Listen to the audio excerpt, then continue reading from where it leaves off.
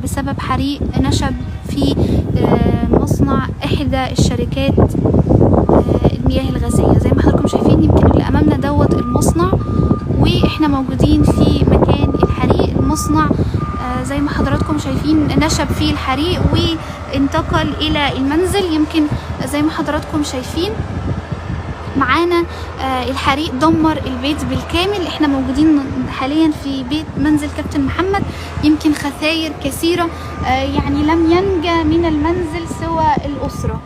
زي ما حضراتكم شايفين الصعب في الموضوع ان كمان كابتن محمد كان بيجهز بنته، كان جهازها كله كامل. يمكن احد شهود العيان قال لنا ان هو الجهاز المفروض كانت هتتجوز بعد شهر، كل حاجة راحت اسر الحريق. عايزه اقول لحضراتكم ان اللي امامنا ولسه في الدخان حاليا ده مكان الحريق. يمكن هنا كان موجود سرير، وزي ما حضراتكم شايفين